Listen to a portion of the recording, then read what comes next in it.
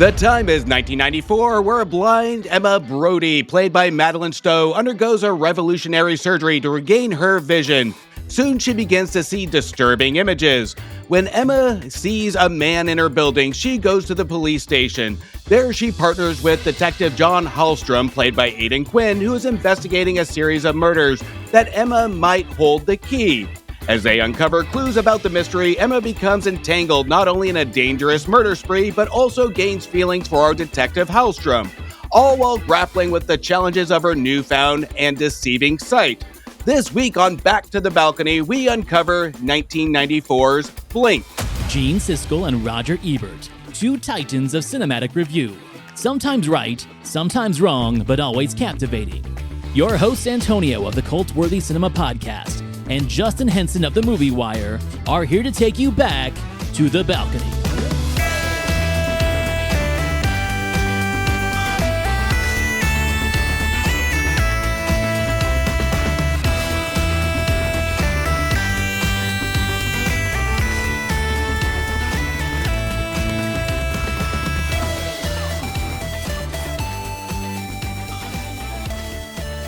Going into this season, I swore to myself that I was going to find a movie that I haven't seen before that went under the radar. And this movie I've never even heard of, and I am a huge fan of a lot of the cast in this movie, and I'm surprised I've never heard of this movie. And after my third viewing today, I have to say, this is going to be a pretty good discussion because this one was a January release of movies that really do kind of be shoved into that under the radar category that is forgotten over time and even that same year. But I've got to say, this one, I am glad I saw it. I'm glad I saw the performances, but at the same time, I wasn't a fan. Thoughts? No, so I love that we decided to do this. We had fun with our musicals in March. We got our kind of, our first picks of the season out of the way. We did some of our fans some service, and we brought in the movies that they wanted to talk about, even though some of them were never reviewed by Siskel and Ebert. So now we are into, like you said, the undiscovered country, films that we hadn't seen or heard of and only learned about through the reviews of Siskel and Ebert. And this is same for me. Never heard of this movie. And the fact that it came out in a year that was so big, maybe that is why. Like, we had so many big movies in 1993 that it was very easy for movies like this to fall under the radar, despite it being perfect 90s material. It's a thriller. I'm going to say it's an erotic thriller minus the eroticism. Like, it definitely plays a lot of the same notes that an erotic thriller does from that decade, but it doesn't really have all the sexuality that movies like Basic Instinct or Color of Night would have, but it plays in the same rules. I gotta say, man, I liked this movie better than I thought I would, but at the same time, when you stand it up against the other 90s thrillers, even the bad ones like Sliver, right? It just isn't as entertaining as it should be. It plays some really good notes. It hits a lot of good thriller points, but it doesn't really deliver. It feels kind of empty. And despite the performances being really good, it just doesn't land, I think. And to me, going in and researching this movie and looking at the writer, it's kind of a roadmap with Dana Stevens on what she wanted this movie to be based on her resume. I mean, we have City of Angels, For Love of the Game, Life or Something Like It, Safe Haven, and then The Woman King. I mean, this is something that I think was intended to be more of an erotic kind of thriller with chemistry, and our critics do touch on that a little bit when it comes to the chemistry with our characters. But I think this one, given the direction, I think it was a misvision. I think the characters are done okay. They're done well, but there's nothing that really adds a spice to it other than the just overhanging topic. We get hints of taboo. We get hints at eroticism. We get hints of a serial killer in the background, but that's just it. The serial killer, the thrills never really come to play. We get flashbacks. We get hints at it, but to me, I wouldn't even define this as a thriller. We get the thrills probably within the last 10, 15 minutes of it summing up what it's intended to do. But anything before that, it really doesn't give us anything other than what Dana Stevens, I think, intended this to be, which is almost a romantic fantasy. Yeah, so like I was thinking about it because they kind of bring up the same point that I was just about to make, that this is a decade, especially the first half of this decade, that was defined by its thrillers. I'm like thinking already in my head, Mute Witness, Jennifer 8, another movie about a blind woman, right? The difference between those and this is that those played deep in the waters of the sexuality, of the romanticism, but also the ever pending threat of danger towards the main characters. Where this, I just don't understand why they take so long to get there.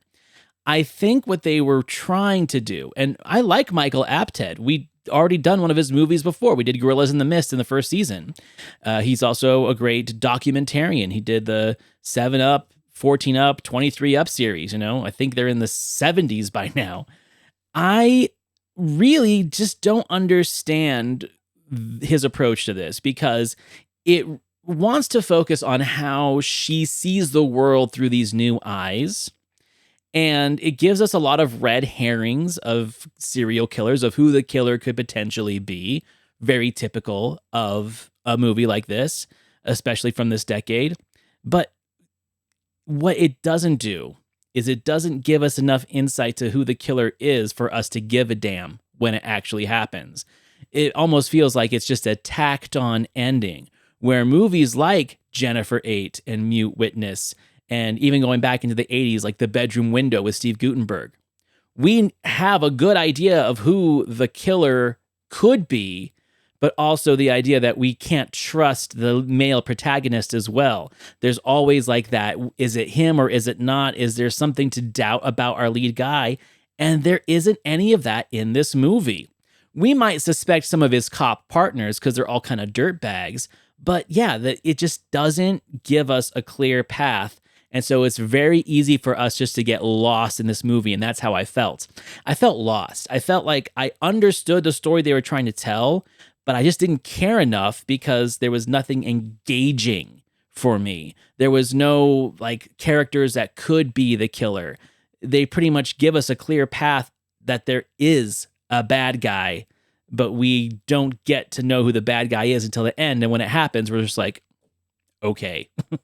Well, even going a little bit deeper is during my first and even second viewing, I didn't even care who the killer was, and I didn't even care about the hints or mysteries or even trying to figure out who the killer was because they don't give us enough breadcrumbs along the way. They don't give us enough to make it a focal point of why we should care about this killer or who this killer is, because it really is romance first, chemistry second, and then killer at the very bottom. So the killer is going to be the driver to put these two characters together to build that chemistry. And I think that's where the direction really does get it wrong, is it tries to be thriller first and romance second. And when it comes to Dana Stevens, that's not her vision. We can tell now that we're watching this movie years and years later that given her roadmap and history of writing, she wanted this to be romance first and thriller second. So, and even if we look at the movie that way, I don't even think there's enough to build the chemistry.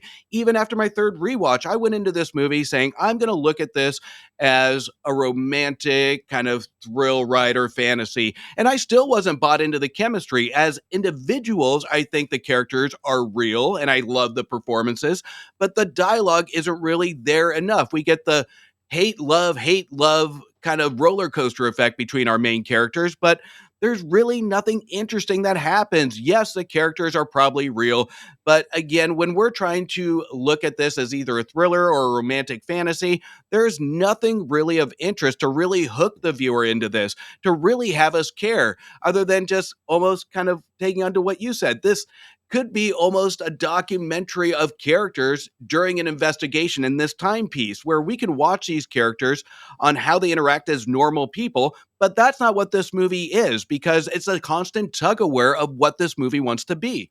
Well, then it also makes, I think, a very critical mistake of playing too far into like the metaphysical aspects of what she's going through. where there's cleverness to the mechanism of this movie, where she's a blind woman, she has like corneal implants from a deceased person, which they give us a little bit of mystery to that, and it leads towards the climax, but they don't give us enough of that story. They don't give enough of that background for us to really remember what it is about, and when it comes, it's unsatisfying. To me, what is intriguing is the idea that, yes, now that she can see, her world is distorted. She doesn't really understand what she's seeing, and there is a synapse delay between what she sees and what her brain processes. That's a brilliant mechanism for a movie. They barely play with it, right? They play with it in a metaphysical level where it's the reason why the police doubt her story. It's the reason why the police don't take her as a credible witness. That should have been more of the movie. There could have been so much more intrigue in the idea where it's like, okay, maybe she's seeing into other dimensions or something. Like, that's a story that I wanted to see. But instead, they use it just as kind of like a cheap trick to get us to a very formulaic serial killer ending. I feel like there's so much talent in this movie that's just totally wasted in the character development, right? So I'll make the comparison. So I think it's The Juror with Alec Baldwin and Demi Moore. You've got Anne Heche as her like bubbly friend who really works her way into the story and becomes a vital plot point of that movie. Almost every one of those 90s thrillers has that character, whether it be male or female.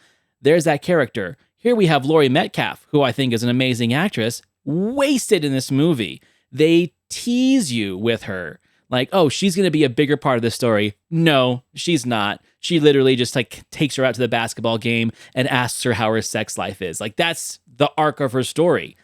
That's the problem. You've got so many interesting characters. You've got James Remar. You've got Peter Friedman as the doctor, who you think is going to be a bigger part than he really is. He's not. Like, that's the problem with this movie, is they give you so many setups with great actors, and then they do nothing with it and just turn straight to formula. It's disappointing.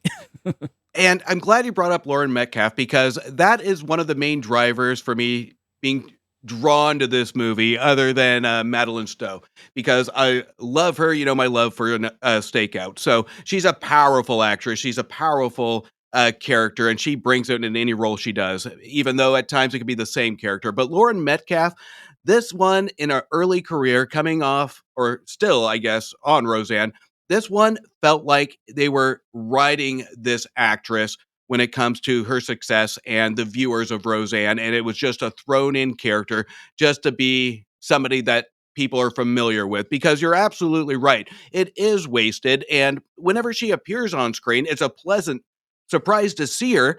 But why? Why? What is she doing there?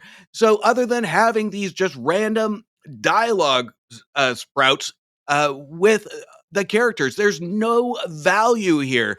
This would have been brilliant if they did, like you said, focused on the eyesight. I wanted to know more about that and have conversations. Use Metcalf as a vehicle to discover the challenges, the struggles, the curiosity of this. That would have been a perfect character that's not a cop, to really go into depth on this. And that even would have added some mystery, or even some more romance to the chemistry between the two main characters. So this, I think, is a wasted opportunity. And I'm going to go on a disagreement later with our critics that even though the characters are, as individuals, are written okay and decent and realistic, the chemistry, the relationships are not.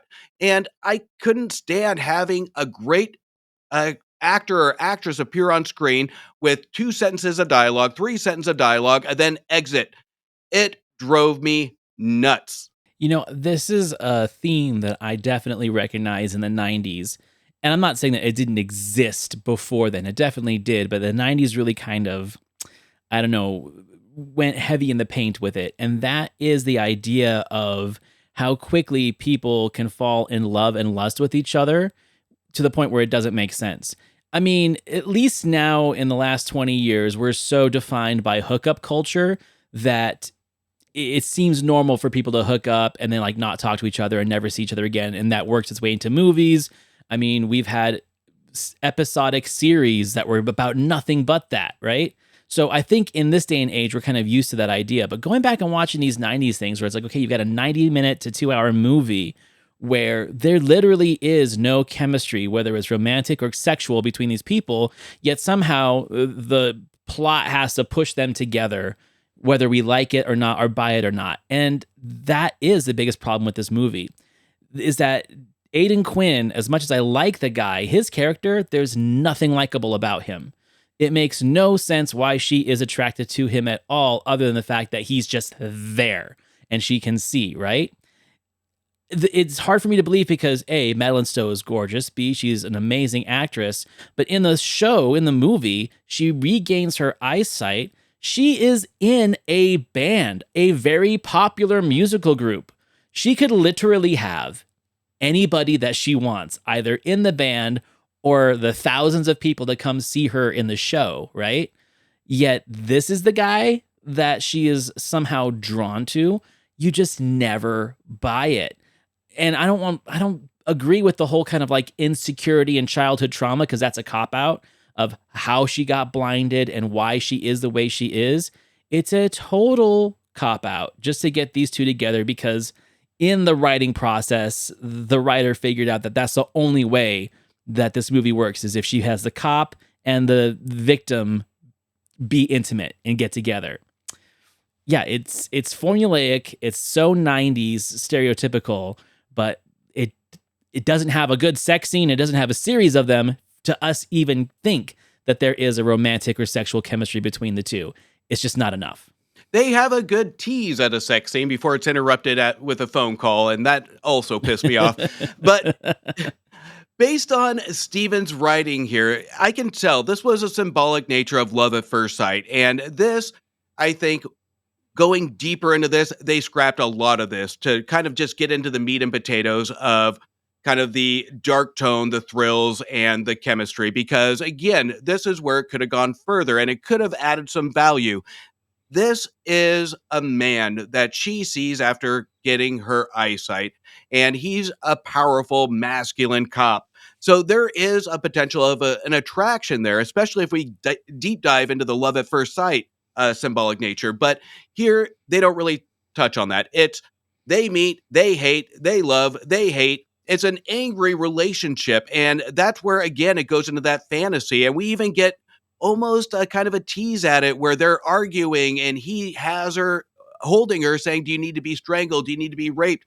That is something that in the back of minds shows a little bit taboo when it comes to abusive relationship, to something that is that something you want? So to me, I think there's a lot more to be said about this movie that doesn't get an explanation, that doesn't get further. And that's what we really needed from this, is explanation. We get the fishing pole that just dangles the plot and the chemistry right in front of us, but it doesn't go far enough. It stops itself right when things get interesting. It stops itself when it addresses a topic, either whether that's eroticness, whether that's a serial killer, whether that's a thriller. It never stops, takes a breath, and says, let's focus on this, until it jam packs everything into the last 10, 15 minutes.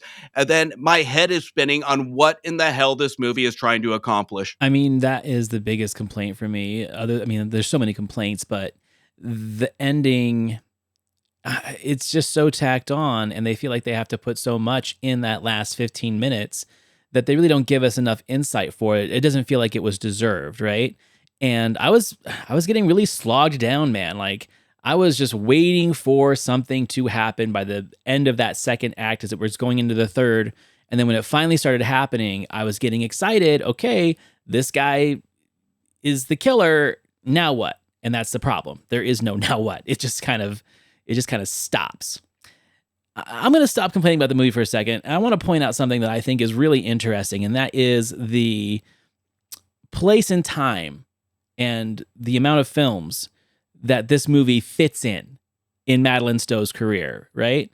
So just the year before this, she had probably one of the best erotic thrillers of the 90s, which was Unlawful Entry, directed by Jonathan Kaplan. You had Ray Liotta and Kurt Russell. That movie's terrific.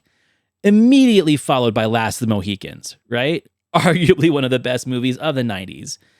She's got her small, like, kind of cameo in another stakeout. Then Shortcuts, one of the best Robert Altman films of the 90s. And then this. And then she follows it up with China Moon, Bad Girls, 12 Monkeys, and The Proposition. All good movies, but not really the height as the earlier career. And this fits right in the middle. And somehow I missed it because I've seen all those movies and I've seen like all the movies after that came out. How did I miss this? How did we miss this? Like, I don't even remember a trailer for this. I don't even remember the VHS cover in the video store. And this would have been the exact time of my life, age 12, 13, that I was going to the video store by myself and spending hours just looking through video cassettes. This was a total blind spot, and I don't understand why. I think the biggest piece of it is one, it probably didn't last too long in theaters and it wasn't marketed well. And again, you get kind of the hint in any January release that they didn't have confidence in the movie, the success of this. This movie broke even pretty much. So this one, again, is the pure definition of under the radar. And I love Stowe. I will watch anything with her in it, even the worst movie. But here, she is underutilized on where she can go with this character. But to me, I'm with you. It is surprising to me that I'll usually go down actor or actress list to see what movies I haven't seen that I really enjoy. And this one, even if I went down IMDb, it is so easy to miss because even looking at the front cover, it wasn't attractive to me.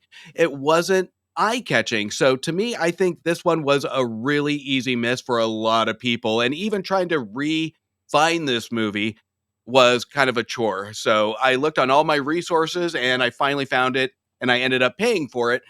Uh, but you know what? I don't regret it because, again, I will still watch anything Stowe's in. But this movie is not going to be on my top 10 of what she's in. It's kind of an enigma, and I'm glad that we watched it. Like, I'm really happy to have discovered this movie, watched it, given an assessment, because this movie actually has a lot of fans. It has high scores on IMDb and Rotten Tomatoes. And as we get into the reviews of our critics, they actually liked it too. And then when I looked up all the other reviews that came out around the same time, everyone was very complimentary of this thriller. And one of the things that I was reading, not in our critics' reviews, but other contemporaries' reviews, was that they appreciated that it was not swimming in the waters of depravity that the sexual thrillers of this era were. They're like, finally, a thriller that's not just bogged down in sex, nudity, and Sharon Stone.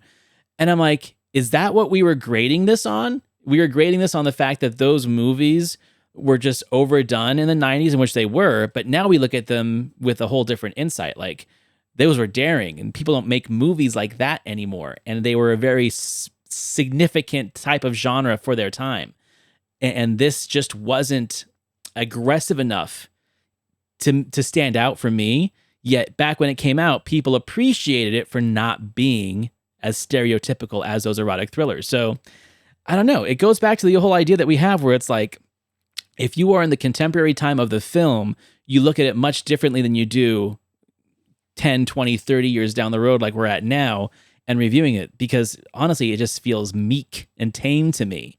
And I'm not saying that I'm a deviant and I want more sex. I'm saying it could have used more sex. It could have used some adrenaline, right? It could have used a nightclub scene like, Paul Verhoeven does in his movies. It could have just used a little bit more of that.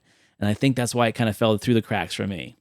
I don't know. How do you think this holds up towards the other thrillers of this era? Like you, it needed more sex, more kills. I'll just say it bluntly. It needed something more. And even the next year, we get a kind of similar movie, Hideaway, that kind of went all in on the dark tones. It went all in on the visions. It went all in. And that movie wasn't successful either. So when it comes to the execution of how we look through somebody's eyes in this, I think this is one of those that it tried to appease all and it appeased no one if you watched it today. And the danger in watching a movie like this today is we've seen so many movies like this. So looking at this with a pair of fresh eyes versus watching it in the 90s, we might have had a different opinion.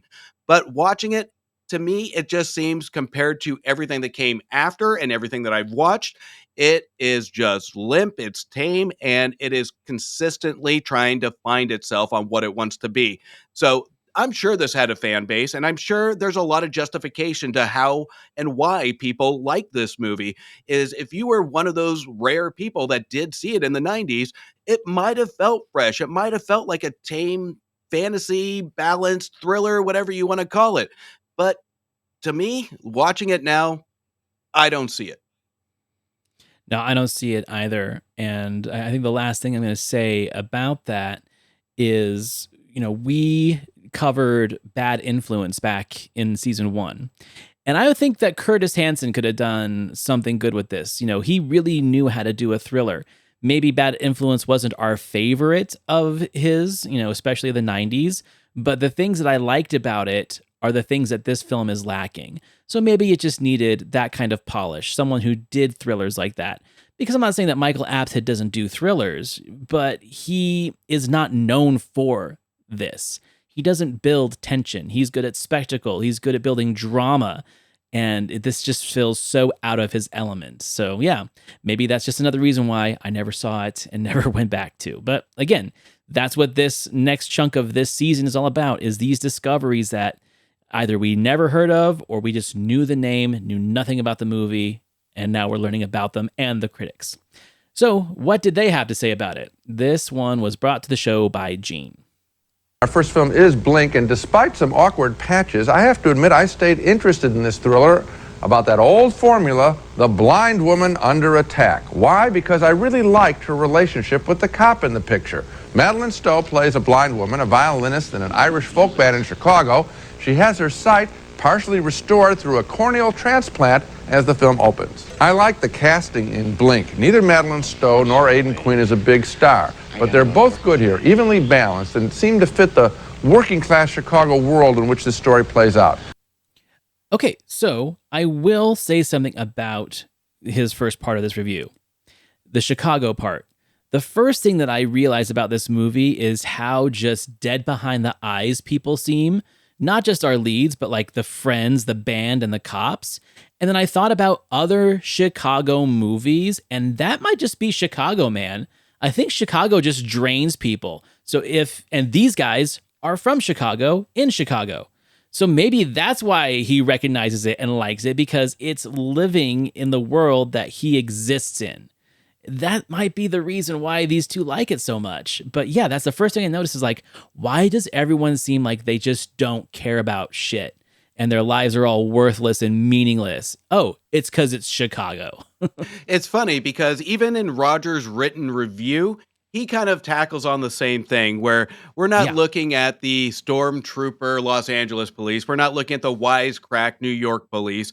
We have the Chicago stone-faced police. So there's a relatability I'm sure Gene and Roger are showing to this. But the one problem I kind of have just starting off the get-go with Gene's review is he focuses on the character, saying he liked the character, and that is to define the movie. So that in itself, there's almost already a bias saying, I like these people.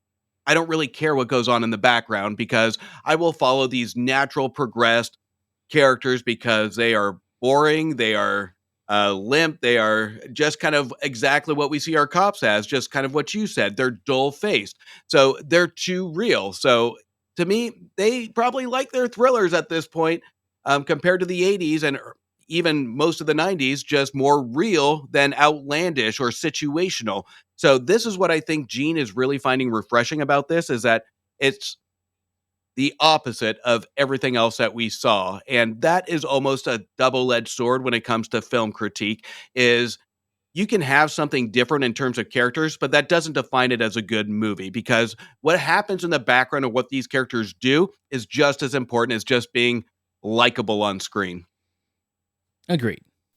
Blink was directed by Michael Apted of Coal Miner's Daughter fame, and he has a sure hand on these middle-class characters. I didn't care about the murders in Blink, but that didn't stop me from enjoying the film. Well, I liked it a lot too, and you're right. So often in movies, the characters seem so phony. You know that they're not like anybody you would ever meet. No. But these people, I recognize it. And I want to tell you something, Gene. The first time you see Aidan Quinn in this movie, he's sitting with 4 other guys at a table in a bar. Right. I looked at them. The movie was 60 seconds old. I said, those are cops. Somehow, the way they held themselves, the aura, allowed you to see that they were cops. You could just since that. And throughout the movie, there's the It same... wasn't just the bad shirts and ties. No, it wasn't the... Well, maybe so. Throughout the movie, the way that he performs and the way she performs reminded me of people I've really known. And in their relationship, they're mad at each other most of the time, which is also typical of a lot of relationships. You bet. I think he does an excellent job. He's a very good, solid actor. She's playing the glamour role, and she does a nice job there. So I think we really did hit the nail on the head. They like this because they recognize it in their daily life. This is Chicago. When I saw the first 60 seconds of this movie, I thought they were like insurance salesmen or some kind of like business douchebag bros of the 90s. I did not get cop at all. I also read zero synopsis about this movie, so I had no idea, other than the fact that she was blind, what it was about and who Aidan Quinn was. So I think we're getting closer to why they liked it, because it is regional for them. They can see it, they recognize it, and when they see the realism in it, well, they're seeing their realism. They're seeing the things that they see every day in the city. And for me, it just feels outlandish and, I don't know, fabricated. Absolutely, because to me, I'm with you. You can put all these characters in a lineup, and there's no way I would be able to tell you the profession, because they're all wearing the same damn stuff. So yeah, I can get the aura, the confidence in being a cop, but that's because of good performances, not because of the character design. That is one thing that I think they are really homing in on their hometown of Chicago, is that they're relatable. But so far in both the critiques, we only hear, I liked the movie, I liked the characters, I related to them. But in no way do they cover anything else to this point. So why should we care about these characters? Why should we care about what happens to these characters? Give us specific examples. I'm not buying a ticket to a movie just because I like a character, just because the critic is telling me I should like these characters, especially if I don't live in Chicago. So for those of us out of Chicago, are we going to relate to these characters? Are we going to find them just as relatable? So there is a bias that's shining through in these, both of Gene's and Roger's review, that really doesn't show anything to the general public.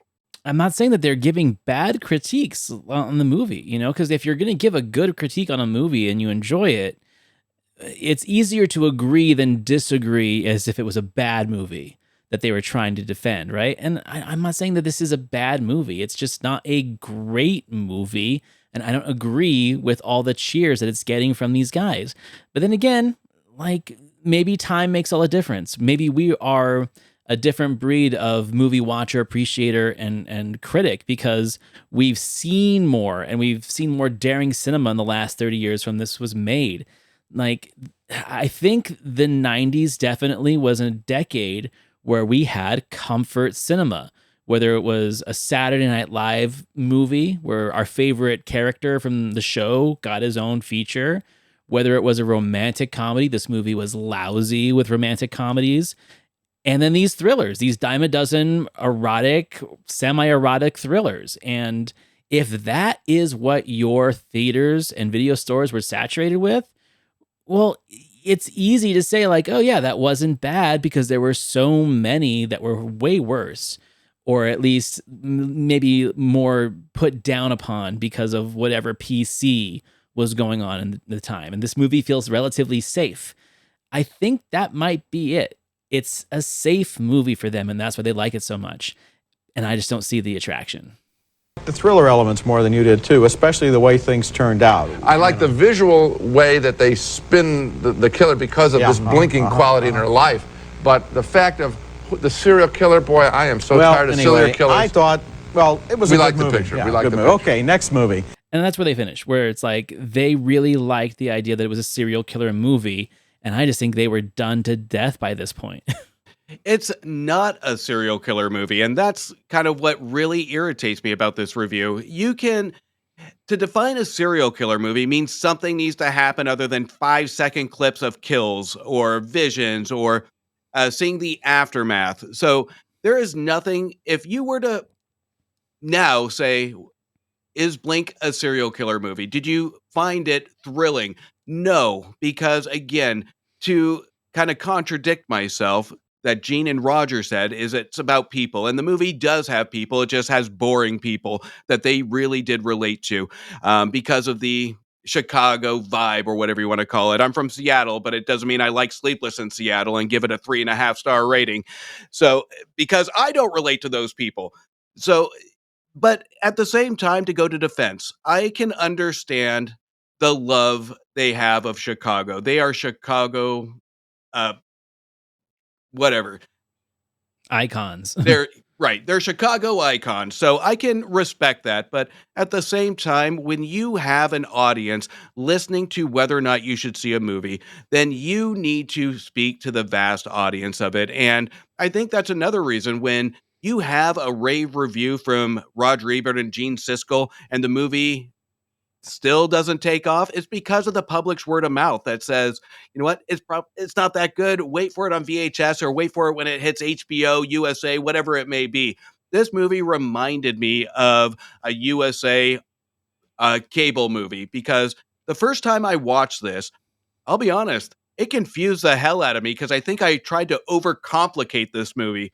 It does have some simplistic nature to it, but I'm actively trying to figure this movie out on what it wants to be, and it distracted me from anything good that can come out of it. Because by the time we get to the last 5-10 minutes, I'm just like, I must have missed something in this runtime because I am completely lost on where this movie is going. I mean, you kind of led me to my next point where it's like, I honestly believe that I have seen softcore Cinemax romantic thrillers better than this movie.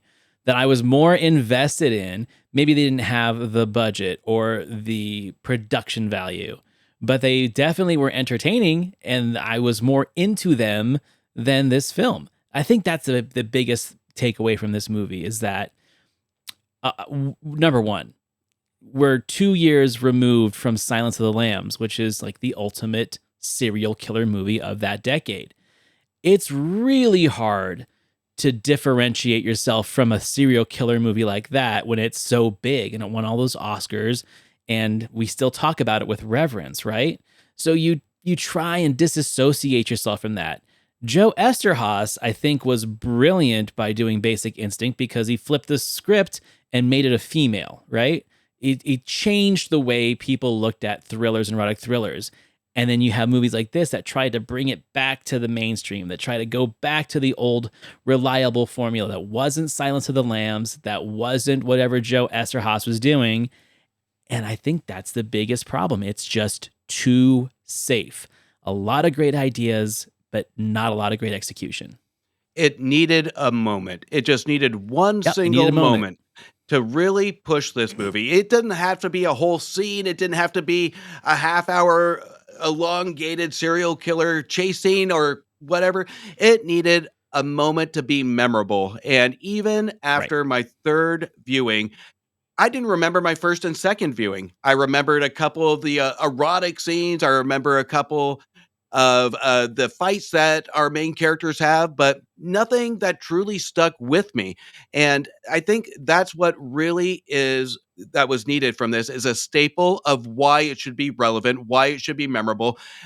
You can take any good thriller, especially in this kind of storyline, to really go back and say, I remember that movie. That's the scene from that movie. And I referenced Hideaway earlier, and I can pick out two good scenes, even though it wasn't a fantastic movie. I can still look at two good scenes or two basic line deliveries by Jeff Goldblum that really did stick with me in my memory to really go back and want to watch that movie. But this misses the boat on anything memorable. Agreed. I agree with your moment statement 100% because it does try to do some Hitchcockian things, but it doesn't have a shower scene. It doesn't have a dress to kill moment. It doesn't have, like you said, that moment of sheer terror and maybe some heightened eroticism that can at least break it away from the pack. It doesn't. It's just mundane. So, okay, we both feel the same way about the movie. Now it's time to kind of get into what our critics said. This is one of the hardest things for me to do is put a rating on Gene Siskel when he really genuinely likes a movie, especially when I don't. Because it's like, okay, how do I cross compare that? How do I make an assessment of, did he do right by his audience? I'm going to have to kind of put myself in an outside of the box situation where, because this movie does have a lot of great reviews on IMDb and Letterboxd and Rotten Tomatoes, and he gave it a thumbs up, and I think he gave it 3 stars in his review, and Roger gave it 3.5. I'm going to have to give him a B because I feel like he did do the right thing by the audience, because the audience reactions and all these aggregators says so.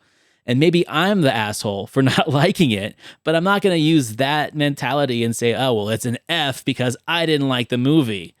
That's the hardest part about this podcast, is like, he kind of did right by his viewers and listeners and readers, because the aggregation shows that people like this movie more than I did. So I am going to give him a B. You're being more generous than I am, but because I'm looking at it in a different way. Is one, are we speaking to the general audience? If I listened to his review first and went into this movie, am I going to take something away from both the review and look for something in the actual movie?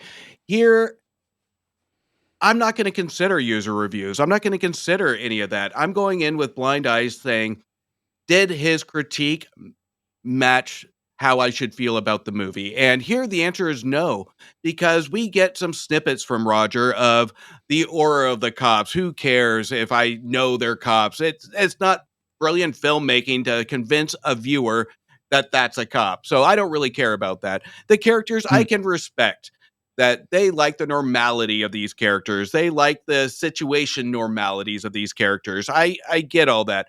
But there is nothing said about the movie. There is nothing said on, other than the characters, why this movie would be engaging to an audience. It is a very vague, and they stick to their guns on the characters, because I think deep down they know nothing really interesting happens. They just want to zero in on the characters. And that's what Roger does, especially in his review. It's a very long-winded written review that really doesn't deep dive into anything other of appeal than the characters. So to me, it's going to be kind of a 1.5 star, because if I saw this review, paid for a ticket, now, not then, I would be pissed off. At least Gene said, despite the awkward patches, and there are a lot of awkward patches. So at least he gave us a preface to his reviews. Like, hey, there are some problems with this movie, but this is why I liked it. I feel there was more sincerity to that than what Roger did say. So I agree with you on that. Yeah, I mean, I'll never watch it again, and I won't recommend it to anybody, but I'm glad to know that it exists. I can cross it off the list. And yeah, there's just much better Michael Apted and Madeleine Stowe movies out there, for sure. And there's so many better romantic, erotic thrillers of the 90s. Like, this doesn't even scratch the surface. So yeah, that's where I stand on that.